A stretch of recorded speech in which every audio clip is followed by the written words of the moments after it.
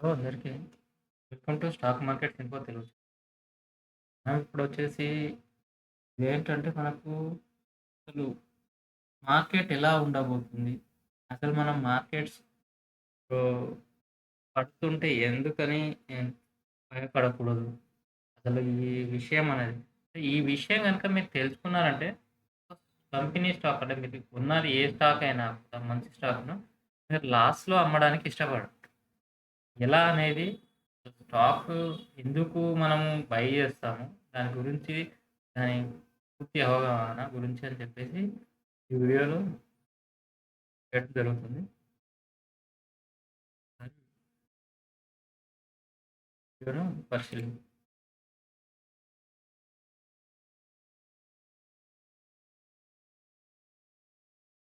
మన మార్కెట్స్ అనేది డౌన్ వస్తుంది. యాక్చువల్‌గా మన మార్కెట్స్ ఏంటి? ఇది ఇప్పుడు 3.5 ట్రిలియన్ ఎకానమీ ఇండియా. మన ఇండియా వచ్చేసి 3.5 ఇది వచ్చేసి ఇప్పుడు 2030, 31 కల్లా 7 ట్రిలియన్ ఎకానమీ అవుతదని జెప్పేసి ఎస్టిమేషన్ ఉంది. సో, 30, 31 కావచ్చు. లేదు ఇన్ కేస్ ఆఫ్ ఎనీ అనుకోని సంఘటనలు లైక్ కోవిడ్ టైప్ ఎనీ అనుకోని సంఘటనలు వస్తే మాత్రం ఇంకా 1, 2 ఇయర్స్ టైం తీసుకోవచ్చు. కానీ ఇది డెవలప్డ్ అయితే అవుతది. అంటే 1.56 to 7 ట్రిలియన్ కంపెనీ అంటే ఎకానమీ అయితే అవుతుంది. ఆ ఎకానమీ అయినా కూడా అప్పుడు మనం దేంటో దానికి ఆధారం ఏంటి అంటే మన కంపెనీలో మన దేశంలో ఉండే కంపెనీల యొక్క పెర్ఫార్మెన్స్ అండ్ వాటి యొక్క క్యాపిటలైజేషనే మనకు ఎకానమీగా చూస్తా ఉంటాం. ఇప్పుడు యాస్ పర్ జీడీపీ ప్రకారం చూస్తే వరల్డ్ జీడీపీలో చూసుకుంటే యునైటెడ్ స్టేట్స్ అమెరికా వచ్చేసి first place, China second place, Germany వచ్చేసి థర్డు, ఫోర్త్ జపాన్, ఫిఫ్త్‌లో ఇండియా ఉంది. ఇది వచ్చేసి మనకు 2030 కల్లా థర్డ్ ఎకానమీ అంటే మనకు జపాన్ అండ్ జర్మనీని దాటి మనం ముందుకెళ్ళడానికి అనేది అంటే మనది ఎట్లా అయినా కూడా డెవలప్డ్ కంట్రీ. అంటే ఇప్పుడు మనం ఎప్పటినుంచో చూస్తున్నాం. ఇది ఇండియా ఈజ్ డెవలప్డ్ కంట్రీ. ఎందుకు అంటే డెవలప్డ్ కంట్రీ లానే ఉండిపోతుంది. ఎలా ఉండిపోతుంది? నెక్స్ట్ మనకంటే ముందు కంట్రీస్ అనేది ఇంకా అడ్వాన్స్‌గా డెవలప్డ్ అవుతున్నాయి కాబట్టి, అలానే డెవలప్డ్ కంట్రీగానే అవుతది. ఎప్పుడైతే మనం వాటికంటే ముందు ఆహ్, వెళ్ళామో అప్పుడు మనము డెవలపింగ్ కంట్రీగా మారుతాం. కాబట్టి ఏందంటే వాటికంటే అడ్వాన్స్‌డ్‌గా ఆ కంట్రీస్ కంటే అడ్వాన్స్‌డ్‌గా ఆలోచించినప్పుడు మాత్రమే మనము ఆహ్, డెవలప్డ్ కంట్రీగా వెళ్తాము. లేదా ఇంకా వాటికంటే ముందు వెళ్ళడానికి ఛాన్సెస్ ఉంటాయి. కాబట్టి మనం మన కంట్రీ అనేది ఎమర్జింగ్ మార్కెట్ కంట్రీ. మన కంట్రీ ఎప్పటికైనా కూడా డెవలప్డ్ కంట్రీ వేరే దేశాలతో పోల్చితే మన కంట్రీ అనేది ఎందుకంటే మనకున్న స్ట్రెంత్ ఏందంటే ఇండియాకున్న స్ట్రెంత్ ఏందంటే biggest strength population. World number 1 country పాపులేషన్‌లో బిగ్గెస్ట్ కంట్రీ. చైనాని దాటేసి ఆల్రెడీ వచ్చేసాం. కాబట్టి మనకున్న స్ట్రెంత్ ఏందంటే పాపులేషన్. మన దగ్గరున్న పాపులేషన్స్ ప్రకారంగా మనం ఎమర్జింగ్ మార్కెట్‌లో ఉన్నాం. మన కంట్రీ అనేది డెవలప్డ్ కంట్రీ అవుతుంది. నెక్స్ట్ అప్‌కమింగ్ డేస్‌లో అంటే మనం వేరే కంట్రీతో పోటీ పడి ముందుకు వెళ్ళడానికి ఉంటాం. కాబట్టి మన కంపెనీలో అంటే మన దేశంలో ఉన్న కంపెనీలు ఎలాగైనా అప్ సైడ్ వెళ్తూనే ఉంటుంది. మనం మార్కెట్‌లో పట్టాలి. ఇప్పుడు మీరు ఏదైనా స్టాక్స్ కొన్నారు అంటే డౌన్ సైడ్ వచ్చిందంటే మళ్ళీ అది 1, 2 ఇయర్స్ అక్కడ ఆగుతుందేమో. అంటే స్ట్రగుల్ అవుతుందేమో మార్కెట్ కానీ 1, 2 ఇయర్స్‌లో గనుక మనం వెయిట్ చేయగలిగితే మనకు అప్ సైడ్ ఎళ్ళే ఛాన్సెసే ఉంటుంది. మార్కెట్ అనేది ఎప్పుడు కూడా అప్ అండ్ డౌన్ అవుతూనే ఉంటుంది. మీరు సెల్ చేస్తేనే మీరు లాస్ అనేది ఉంటుంది. మీరు సెల్ చేయకుండా అట్లే హోల్డ్ చేశారనుకోండి, మనకు అప్ సైడే వెళ్ళడానికి ఛాన్సెస్ ఉంటుంది. మన కంట్రీ ఎప్పుడు కూడా అంటే డెవలప్డ్ కంట్రీగా ఉంటూనే అభివృద్ధి చెందుతూనే ఉంటుంది. కాబట్టి మనం అంతగా ఏమంటారు? భయపడాల్సిన అవసరం లేదు. మార్కెట్స్ పడుతున్నాయి. అయ్యో! మార్కెట్స్ ఇట్లా పడుతుంది. మార్కెట్స్ ఇంత పడుతుంది. అని చెప్పేసి మనం భయపడాల్సిన అవసరము లేదు. ఎందుకు అంటే మన మార్కెట్‌లో వచ్చేసి ఇవి ఇప్పుడు పడ్డా గూడా మళ్ళీ మార్కెట్స్ అప్ సైడ్ ఎళ్ళేదానికి ఛాన్సెస్ ఉంటుంది. ఇంకా ఇప్పుడు రోజు పడుతూనే ఉన్నాయి మార్కెట్స్ అది ఇది అని చెప్పేసి మనం అనుకుంటూనే ఉంటాం. బట్ మన మార్కెట్స్ పడ్డా కూడా అప్ సైడ్ అనేది వెళ్తాయి. ఒకటి. ఇది ఎకనామికల్. మన కంట్రీ వచ్చేసి డెవలప్డ్ కంట్రీ. డెవలప్డ్ కంట్రీ కాబట్టి అభివృద్ధి అనేది జరుగుతూనే ఉంటుంది. కాబట్టి మనకు అప్ సైడ్ ఎళ్ళడానికే ఛాన్సెస్ ఉంది ఒకటి. నెక్స్ట్ వచ్చేసి ఆహ్, మన కం ఇప్పుడు మన కంట్రీలో ఉన్న కంపెనీస్ చూసుకుంటే సపోజ్ ఒక రిలయన్సే తీసుకున్నాం అనుకోండి. రిలయన్స్ చూసుకుంటే ఇది వచ్చేసి మనకు 2655 ఉంది. మనం తీసుకుంటే రిటైల్‌గా మనం తీసుకుంటే స్మాల్ పీపుల్ వచ్చేసి 100 క్వాంటిటీ, 200, 500 ఎక్కువ కొంచెం హెచ్ఎన్ఐ క్లయింట్స్ అయితే ఆహ్, 5000, 10,000 క్వాంటిటీస్ అలా తీసుకుంటారు. కానీ ఇదే కంపెనీలో వచ్చేసి మేనేజ్‌మెంట్ మంచి మేనేజ్‌మెంట్ అనుకోండి మనకు అంటే లైక్ తగ్గినా కూడా మనకు అప్ సైడ్ ఎళ్ళే ఛాన్స్. ఇదే చూస్తే మనకు ఫైనాన్షియల్ అది రిలయన్స్ ఇండస్ట్రీసే చూసామనుకోండి. రిలయన్స్ వచ్చేసి ప్రమోటర్ హోల్డింగ్ వచ్చేసి ఎంతున్నారు? 50% ఉన్నారు. ఇప్పుడు అతను 50% ఉన్న అతనికే మనము అది ఒక ప్రమోటర్స్ ఏ కంపెనీ హోల్డర్స్ అయినా వాళ్ళకి స్టాక్ అనేది ఉంటుంది. మనం ఇప్పుడు 100 క్వాంటిటీ తీసుకొనే మనం భయపడుతున్నాం. కానీ వాళ్ళకు 30-40%, 50% హోల్డింగ్ ఉంటుంది ఆ కంపెనీలో. ఏదైనా మీటింగ్ జరుగుతున్నప్పుడు ఏజేఎం గాని ఎనీ కంపెనీ మీటింగ్స్ అవుతున్నప్పుడు స్టాక్ అనేది అప్ అండ్ డౌన్ అవుతుంది. మనం ఒక 100 క్వాంటిటీ కొని 20 క్వాంటిటీస్ 500 క్వాంటిటీ లేదా 10,000 క్వాంటిటీ, 5,000 క్వాంటిటీ కొని మనం హరీ బరీ అవుతాం. బట్ వాళ్ళు పర్సెంటేజ్ 50%, 60% ఉన్న కంపెనీ వాళ్ళ హోల్డర్స్ అయ్యుండి వాళ్ళెందుకు ఉండరు? వాళ్ళ మీటింగ్‌లో మాట్లాడుతున్న డౌన్ సైడ్ వచ్చినా, అప్ సైడ్ వచ్చినా వాళ్ళెందుకు పానిక్ కారంటే, వాళ్ళకి సిట్యుయేషన్ అనేది అప్ అండ్ డౌన్ కామన్. వాళ్ళు ఆ కంపెనీని ఎట్లా డెవలప్ చేసుకోగలము? ఇప్పుడు డౌన్ అయినా అంటే షార్ట్ టర్మ్‌లో డౌన్ సైడ్ వచ్చినా, నెక్స్ట్ మన కంపెనీని ఎలా అభివృద్ధి చేసుకోగలం? మనం నెక్స్ట్ మన ప్రణాళిక ఏంటిది? అనేది వాళ్ళకుంటుంది గనుకనే, వాళ్ళనేది ఈ ప్రైస్ అనేది వాళ్ళంతగా పట్టించుకోరు. అప్ అండ్ డౌన్ అవుతూనే ఉంటుంది. బట్ వాళ్ళు చూసేదేంటి? నెక్స్ట్ మన చేయగలిగాల్సిందేంటిది? మనం చేసేదేంటి? మన యొక్క ఆహ్, పొ ఈ కంపెనీ పెర్ఫార్మన్స్ ఏంటిది? మనం ఎలా చేస్తే మనం మన కంపెనీని గ్రో చేయగలమనే ఆలోచనలో వాళ్ళుంటారు. అంతేగాని వాళ్ళు ఇప్పుడు మనం 100 క్వాంటిటీ, 20 క్వాంటిటీ, 200 క్వాంటిటీ, 500, 1000, 10,000 క్వాంటిటీ కొని మనం హరీ బరీ అవుతారు. పడుతుంది. బట్ మీరు మంచి కంపెనీని పర్చేజ్ చేసినప్పుడు మనం అంతగా భయపడాల్సిన అవసరం లేదు. ఎందుకు అంటే ఆ రేట్‌లో గాని లేదంటే ఆ పై రేట్‌లో మనం కొన్నామంటే వేరే వాళ్ళు అమ్మినట్టే గదా! వేరే వాళ్ళు అమ్మిర్రు అంటే వేరే వాళ్ళు కొన్నట్టే గదా! ఎవరో ఒకరు కొంటా ఉంటారు, అమ్ముతా ఉంటారు. అదే ట్రాన్సాక్షన్ అనేది అవుతుంది. బట్ ఏంది అంటే కొందరు తక్కువలో కొంటారు, కొందరు ఎక్కువలో కొంటారు. మనం ఏంటి అనేది మనం పర్చేజ్ చేసేటప్పుడే మనం ఎక్కువలో కొంటున్నామా? తక్కువలో కొంటున్నామా? నాకొకటి. లేదు. మనం కొన్నాం మంచి కంపెనీ అనుకోండి. మార్కెట్ డౌన్‌లో వచ్చేసి ఏదైనా మంచి స్టాక్స్ ఎంత మంచి స్టాక్స్ అయినా మార్కెట్ డౌన్‌లో మార్కెట్ సెల్లింగ్ ప్రెషర్ వచ్చినప్పుడు గాని, అన్‌సర్టెనిటీ వచ్చినప్పుడు గాని, వార్ లాంటి ఇష్యూస్ వచ్చినప్పుడు గాని మార్కెట్‌లో అంటే మంచి స్టాక్స్ కూడా డౌన్ వస్తది. అప్పుడు డౌన్ వస్తే మన దగ్గర ఉందనుకోండి, అమౌంట్ ఉంటే మనం యావరేజ్‌గా బై చేసేస్తాం. ఎక్కడ ఆగుతుంది? ఎక్కడ వరకు ఫాల్ అయ్యి ఎక్కడి నుంచి టర్న్ అవుతుంది? అప్పుడు మనం మళ్ళీ మన దగ్గర ఉన్న అమౌంట్‌ని మళ్ళీ పర్చేజ్ చేసుకోవాలి. ఎళ్లి అందులోనే పర్చేజ్ చేసుకోవచ్చు. లేదు ఏదైనా కంపెనీ మిస్ అయితాం. ఆ కంపెనీ మిస్ అయిందనుకో, ఆ కంపెనీ ఏదైతే మనం అనుకున్నది మిస్ అయిందనుకో, అలాంటి కంపెనీలో మనం ఇన్వెస్ట్‌మెంట్ చేసుకోవాలి. ఇలా చేసుకుంటూనే మనం ఆహ్, ఇప్పుడున్న 10 సంవత్సరాల, 20 సంవత్సరాల, 30 సంవత్సరాల మార్కెట్‌లో ఎన్నో అప్ అండ్ డౌన్స్ కామన్‌గా చూసే మార్కెట్ ఈ లెవెల్‌లో ఉందంటే, నెక్స్ట్ ఇన్ ఫ్యూచర్‌లో కూడా అప్ అండ్ డౌన్ అవుతూనే ఉంటుంది. మార్కెట్ అవ్వదనేది లేదు. అది మార్కెటు సహజమైనది. తరగడము, పెరగడం అనేదే అది తగ్గడము, పెరగడం అనేది మార్కెట్ అంటేనే అది. కాబట్టి తగ్గినప్పుడు మనం మంచి కంపెనీ అయితే మన దగ్గర అమౌంట్ ఉందనుకోండి, పానిక్ కాకుండా మంచిదైతే కొనుక్కున్నామనుకోండి, మళ్ళీ పెరిగినప్పుడు పెరుగుతది. ప్లస్ ఇది కొనేదేంటి అంటే మీరు ట్రేడర్ అయితేనేమో 20% పెరిగిందా ఎగ్జిట్ కావడం. లేదు మీరు లాంగ్ టర్మ్ ఇన్వెస్టర్స్ అయితే హోల్డ్ చేసుకోవడం. ఇన్ కేస్ ఆఫ్ తగ్గిందా మళ్ళీ యావరేజ్ బై చేసుకోవడం. లేదా అలానే ఉండడం. కానీ మనమేంటి ఒక రోజు చూస్తాము పడుతుందని చెప్పేసి అమ్మేస్తాము. పెరుగుతుందని చెప్పేసి కొనేస్తాము. అది కాదు. ఇన్వెస్టర్‌కు అనుకుంటే ఏందంటే మనం ఒక షేర్ కొన్నామంటే, ఒక స్టాక్ కొన్నాము అంటే దాంట్లో కంపెనీలో వాటా కొన్నట్టు. అంటే కంపెనీ గ్రో అవుతే మనం గ్రో అవుతాం. కానీ మనం ఏం చేస్తాం? ఇవాళ కొంటాము, రేపు అమ్ముతాము. రేపు కొంటాం. కాబట్టి మంచి క్వాలిటీ స్టాక్స్ మీరు కొన్నప్పుడు దాంట్లో భయపడాల్సిన అవసరం లేదా? మార్కెట్ ఇంత పడిపోతుంది, ఇంకా పడిపోద్దేమో అని చెప్పేసి అమ్మడము, లేదంటే మార్కెట్ అనేది అప్ అండ్ డౌన్ అవుతూ ఉంటుంది. ఈ మార్కెట్ అప్ అండ్ డౌన్ అవుతున్నప్పుడే మనమేంటి, మనము ఇన్వెస్ట్‌మెంట్ చేయాలి అనుకుంటే మంచి కంపెనీలో ఇన్వెస్ట్ చేయాలి. తగ్గితే. లేదు ఇన్ కేస్ ఆఫ్ మనకు ఉంది అమౌంట్ ఉంది అనుకుంటే మనం పర్చేజ్ చేసిన స్టాక్స్ మళ్ళీ డౌన్ సైడ్‌లో దొరికితే యావరేజ్‌గా బై చేయడము. లేదా ఇంకా వేరే స్టాక్స్ అంతకంటే మంచి స్టాక్స్ డౌన్‌లో దొరికితే వాటిని కొని ఉంచుకోవడమే తప్ప, మనము ఏందంటే లాంగ్ టర్మ్‌లో చేసుకున్నప్పుడు ప్రాబ్లమ్ ఏం రాదు.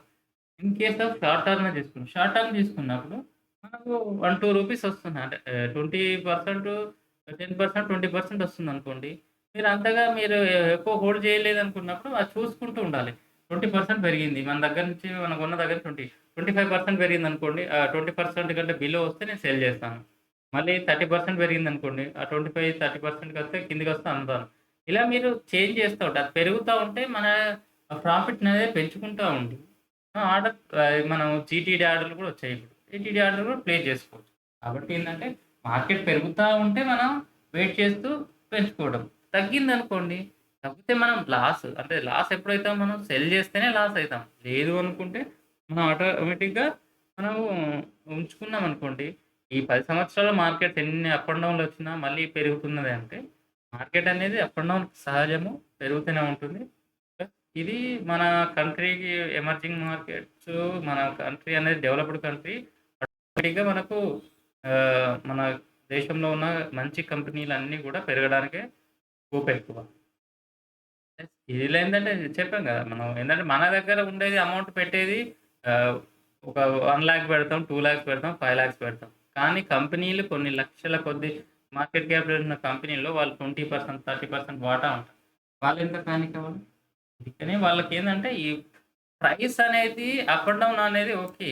మీరు కొన్నారనుకోండి, ఇప్పుడు ఎక్కడైనా ప్లేస్ కొన్నారు. మీరు ఎకరం కొంటే ఎకరమే ఉంటుంది. కానీ పెరగడం, తగ్గడం ప్రైస్ అనేది మార్కెట్‌లో తగ్గుతుంది, పెరుగుతుంది గానీ, మీ ఎకరం అనేది గానీ తగ్గదు కదా! అలానే మీరు స్టాక్స్ అనేది మీరు కొన్నారు. 100 క్వాంటిటీ కొంటే 100 క్వాంటిటీయే ఉంటాయి. ఏదన్నా వాళ్ళు బోనస్ ఇస్తే లేదా స్ప్లిట్ చేసినప్పుడు దానివల్ల అదవుతుంది తప్ప, మన క్వాంటిటీ అనేది తగ్గదు. ప్రైస్ అనేది మొమెంటం వస్తది. ప్రైస్ ఆటోమేటిక్‌గా అప్ అండ్ డౌన్ అవుతుంది. అదొక్కటి గనుక మీరు చేయగలిగితే, మీరు మార్కెట్‌లోనే లాస్ అనేది మీరు తీసుకునేటప్పుడే మంచి స్టాక్ తీసుకుంటున్నామా? లేదా? ప్రైస్ కొంచెం ఏంటంటే ఏ ప్రైస్‌లో తీసుకుంటున్నాము? అదొక్కటి గమనించుకుంటే, మనం ఇన్వెస్ట్‌మెంట్ చేసి మీరు ఒక్క స్టాక్‌ని కూడా మీరు లాస్‌లో అమ్మడానికి ఇష్టపడరు. ఎందుకు అంటే అది ఇప్పుడు కాకపోతే రేపైనా పెరుగుతుంది. మీరు మామూలుగా ఎఫ్‌డి ఏస్తే 9 ఇయర్స్ మామూలుగా ఏ బ్యాంక్‌లో ఏసినా 8-9 ఇయర్స్. మీరు అదే కంపెనీ స్టాక్స్ 3-5 ఇయర్స్ గనుక హోల్డ్ చేసుకుంటే మీకు వచ్చేస్తది. అది మీరు కంపెనీ ఏది కొంటున్నారో ఒకసారి కొనే ముందు చూడండి. లేదు మీరేదైనా రిస్క్ పర్పస్ తీసుకున్నారనుకో అంతే ఒక 10,000 5,000 రిస్క్ పర్పస్ ఏసినప్పుడు, ఆ రిస్క్ పర్పసే దాని ప్రకారమే చూసుకోండి. తర్వాత మళ్ళీ నెక్స్ట్ వేరే కంపెనీలో ఇన్వెస్ట్‌మెంట్ అనేది ఎక్కువ చేసుకోండి. అది కానీ పెరుగుతుంది గదా! అని జెప్పేసి కొనడము, మళ్ళీ తగ్గుతుంది గదా! అని పనేసి మళ్ళీ అదే కొని మళ్ళీ పెరగగానే మళ్ళీ అబ్బో! ఇప్పుడు కొంటే అని. మీరనేదేంటంటే మీరు ట్రేడింగ్ చేసినప్పుడు ఓకే. ట్రేడింగ్ అనేది ఒక 2%, 3%, 5% పడితే స్టాప్ లాస్ లేదా 10%, 20% పెరిగితే బుక్ ప్రాఫిట్ చేసుకోవడం అది ట్రేడింగ్. ఫస్ట్ ట్రేడరా, ఇన్వెస్టరా ఒకటి డిసైడ్ చేసుకోండి. ప్లస్ ట్రేడింగ్‌కు అంటే మీకు 1,00,000 ఉందనుకోండి.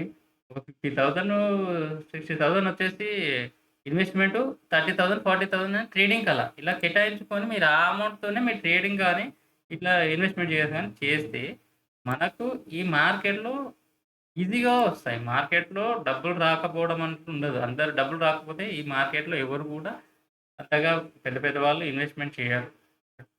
ఏందంటే మన సైకాలజీ మనం డౌన్ సైడ్ వచ్చిందనుకో, మనం ఏంది ప్లస్ ఇందులో పెట్టే అమౌంట్ ఏంది, మనకు ఇప్పుడు కాదు. అంటే 5 ఇయర్స్‌కు, 4 ఇయర్స్‌కు ఈ అమౌంట్‌తో పని లేదు అనుకున్నప్పుడు మాత్రమే దీంట్లో ఇన్వెస్ట్‌మెంట్ చేస్తామనుకోండి, అలా అవుతుంది. లేదు నాకు రేపే మార్కెట్ అమౌంట్ అవసరం ఉన్నది అని చెప్పేసి ఈరోజు తీసుకొచ్చామనుకోండి, మీరు ట్రేడింగ్ చేస్తారు. ట్రేడింగ్ చేసినప్పుడు ఏంది, ఆ ట్రేడింగ్ కూడా 1%, 2% మీరు గనుక చేస్తే మీకు ఎళ్తే ఒక లాస్ 1,00,000లో 2,000, 3,000 ఎళ్తాయి. మళ్ళీ పెరిగిందనుకోండి అమ్మేసుకో. అది బట్ మీరేంటి పెరిగినా గూడా అట్లనే హోల్డ్ చేస్తా ఉంటారు. తగ్గినప్పుడు మాత్రం ఇంకా ఎట్లా ఎట్లా తగ్గుతదేమో అని చెప్పేసి మళ్ళీ అమ్మేస్తాం. ఇదొకటి మనం చూడాల్సింది. బట్ మన మార్కెట్‌లో మాత్రము అంటే 2030 కల్లా యాస్ పర్ రిపోర్ట్స్ గానీ, ఏదైనా గానీ డెవలప్డ్ కంట్రీ కంపల్సరీ మన మార్కెట్స్ 1, 2 ఇయర్స్ అటు ఇటు అయినా గూడా పెరుగుతది. ప్లస్ మన కంపెనీలో మంచి కంపెనీ ఇదే పెరిగినప్పుడు ఇవెందుకు పెరిగాయి? మంచి మంచి కంపెనీలో అన్నీ గూడా ఈజీగా డబ్బులు అవుతాయి. కాబట్టి మనం ఇన్వెస్ట్‌మెంట్ చేసుకొని హోల్డ్ చేసుకుంటే ఈజీగా అవుతది. ప్లస్ నెక్స్ట్ అంటే ఇప్పుడు మన కంపెనీ అంటే మన మార్కెట్‌లో పెరుగుతాయి అని జెప్పేసి అనుకోవడానికి ఏందంటే ఉదాహరణగా అంటే మనము అంటే గ్లోబల్‌గా ఉన్న మార్కెట్‌లను చూసుకొనే మన మార్కెట్స్ అనేది డెవలప్డ్‌గా ఉంటాయి. నెక్స్ట్ రాబోతాయి అనేది దాని ఎగ్జాంపుల్‌గానే ఇప్పుడు ఇదే ఉందనుకోండి. ఇప్పుడు ఈ స్టాక్స్ కొనాలి అనుకుంటే మనము 2655 ఉంటే రూ. 2000 650 ఉంటే ఒక స్టాక్స్ కొనం.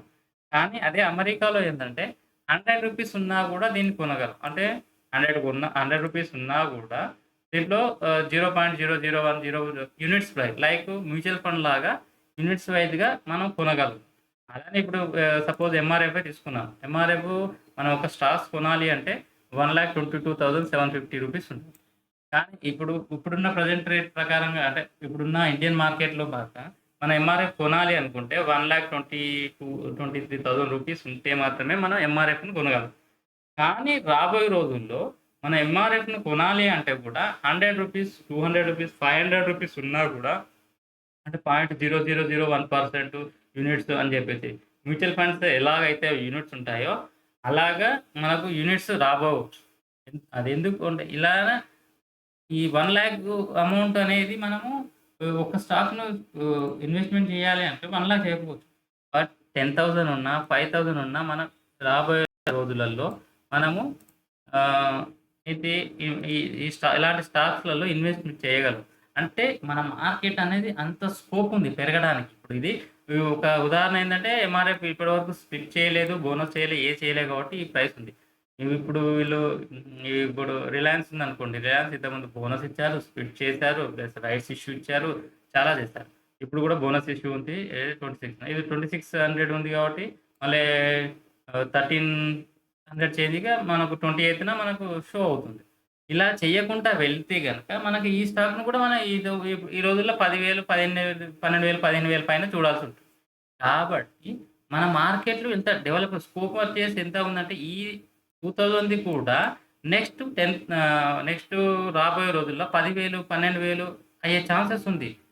ఏదైతే వీళ్ళు స్ప్లిట్ చేయకుండా ఎంఆర్ఎఫ్ ఇలా తీసుకెళ్లారో అలానే రిలయన్స్ కూడా తీసుకెళ్ళేదుంటే ఇప్పుడు 15,000, 12,000 అట్లా ఉండేది. అది కన్నా మనం పర్చేజ్ చేయాలంటే ఒక స్టాక్ అదే. సేమ్ బోనస్ చేసినప్పుడు ఏంటంటే 1200 ఇప్పుడు 2600 ఉంటే గనుక కొంటాం. నెక్స్ట్ మండే నుంచి 1300, 1400 లభిస్తుంది. అప్పుడు 1400 ఉంటే కొంటాం. నెక్స్ట్ అలానే మన కంపెనీ గ్రోత్ అంటే మన కంట్రీ గ్రోత్ వచ్చేసి చాలా ఉంది. నెక్స్ట్ మన మార్కెట్ అంటే ఇప్పుడు యూఎస్‌లో ఆల్రెడీ ఉన్నాయి. యూఎస్ మార్కెట్, అమెరికన్ మార్కెట్‌లో వచ్చేసి ఆల్రెడీ ఇంత మనం యూనిట్స్ వైస్ పర్చేజ్ చేయడానికి ఉన్నాయి.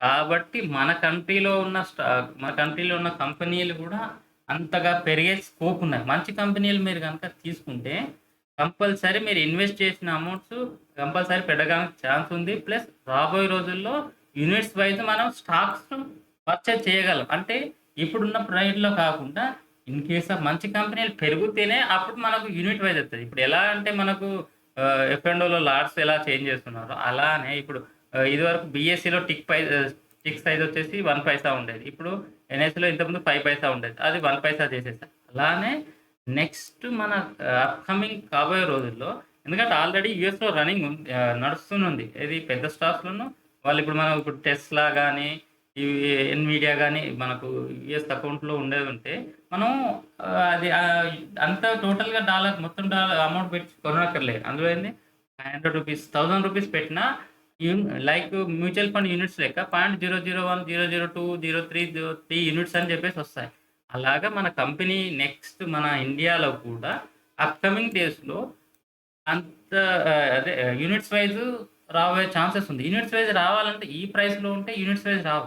మార్కెట్‌లో ఎప్పుడైనా మన గ్రోత్ అనేది ఉంది కాబట్టి నెక్స్ట్ అప్‌కమింగ్ డేస్‌లో ప్రతి కంపెనీని కూడా మనం యూనిట్‌లోనే బై చేసేయడానికి వస్తాయి. ఎందుకంటే ఇది ఇప్పుడు 2000 ఇది 10,000, 15,000 ఉందనుకోండి. అప్పుడు ఒక స్టాక్స్ కొనాలంటే 10, 15,000 కొనలేము ఇలాగ. కాబట్టి అప్పుడు మనం ఏంది యూనిట్స్ వైస్‌లో కొంటాం. కాకపోతే ఇప్పుడు ఎందుకంటే మీకు ఈ 2 చూపెట్టడానికి కారణం ఏందంటే యాస్ ఎ ఎగ్జాంపుల్‌లో చూపెడుతున్నాను. ఇవి మన కంపెనీ మన మార్కెట్‌లో చాలా కంపెనీలున్నాయి. మనమేందంటే అప్‌కమింగ్ డేస్‌లో వచ్చేసి మనము మన మార్కెట్ గ్రోత్ ఎంత ఉందనే ఎగ్జాంపుల్‌లో నేను ఈ 2 కంపెనీస్ చూపెడుతున్నాను. ఇదేందంటే అప్‌కమింగ్ డేస్‌లో ఇప్పుడు 1,00,000 ఉందనుకో మరి 1,25,000 ఉంటేనే మనం పర్చేజ్ చేయగలం. ఒక స్టాక్ కావాలంటే. ఇన్ కేస్ ఆఫ్ అదే ఆపర్చునిటీ వచ్చిందనుకో అన్నీ కూడా మనకు 20,000, 30,000 ఇంకో టీసీఎస్ ఒక 10,000 20,000 రూపీస్‌లో ఉంది. ప్లస్ ఈ రిలయన్స్ వచ్చి 10,000 1,200 రూపీస్‌లో 1,200 ఇప్పుడు 1,200 ఉన్నది.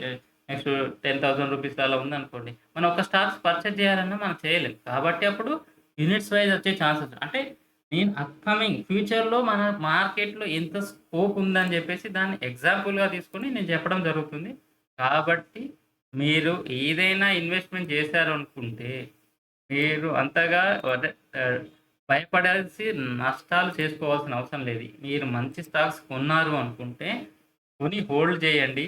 ఇన్ ఫ్యూచర్‌లో మన మార్కెట్‌లో కూడా ప్రపంచ దేశాలకు ప్రపంచంలో ఉన్న దేశాలతో పోటీగా మన దేశము కూడా ఉంది కాబట్టి, మన కంపెనీ మన గ్రోత్ చాలా ఉంది గనక నేననేదేంటంటే, మీరు మంచి కంపెనీలను గనక పర్చేజ్ జేసి ఉంచుకున్నారనుకోండి, మార్కెట్ పడ్డా మళ్ళీ పెరుగుతుంది. అదేందంటే, మార్కెట్ ఎప్పుడు గూడా ఫ్యూచర్‌ని ఆలోచిస్తుంది.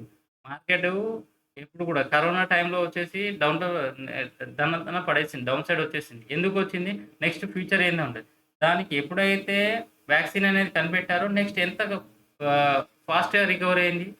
కాబట్టి మార్కెట్‌లో ఎప్పుడు కూడా ఫ్యూచర్ ఆలోచిస్తుంది. దానికని అన్‌సర్టెనిటీ ఇప్పుడు ఏంటి వారొస్తుందేమో అని చెప్పేసి ఒక 1 ఇయర్ నుంచి ఉన్న ఇష్యూ. అలా అప్పుడు ఆగింది. మళ్ళీ ఇప్పుడు ఎండింగ్ మూవ్‌మెంట్‌లో మళ్ళీ డౌన్ సైడ్ వచ్చింది. అప్పుడు స్టార్టింగ్‌లో డౌన్ సైడ్ వచ్చింది మార్కెట్. తర్వాత దాన్ని పట్టించుకోలేదు. కాబట్టి మార్కెట్ అనేది ఏందంటే ఒడిదుడుకులు అప్ అండ్ డౌన్ అవుతూనే ఉంటది. కానీ స్కోప్ ఎంతుంది? మన మార్కెట్ స్కోప్ అనేది చాలా ఉంది. కాబట్టి మీరు మంచి మంచి కంపెనీలను గనక పర్చేజ్ చేసి హోల్డ్ చేసుకున్నారనుకోండి 4-5 ఇయర్స్ గనుక హోల్డ్ చేసుకోగలిగితే మీరు మార్కెట్‌లో మంచి డబ్బులు సంపాదించుకోవచ్చు. ఇదనేది ఏందంటే టోటల్‌గా నేను యాస్ పర్ ఎంత వ్యూ ఉంది మన మార్కెట్‌లో పెరగడానికి ఎంత స్కోప్ ఉంది అనే దాన్ని బట్టి నేను ఈ వీడియోని చేయడం జరుగుతుంది. ఓకే. Thank you friends. నేను ఇలాంటి మంచి మంచి వీడియోలు అంటే ఎడ్యుకేషన్ పర్పస్ చాలా వీడియోలు కూడా మీరు కొంచెం నాకు సపోర్ట్ చేసి, ఎంకరేజ్ చేసి మన వీడియోను షేర్, లైక్ చేశారనుకోండి.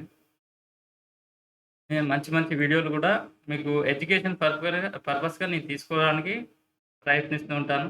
ఓకే. Thank you friends.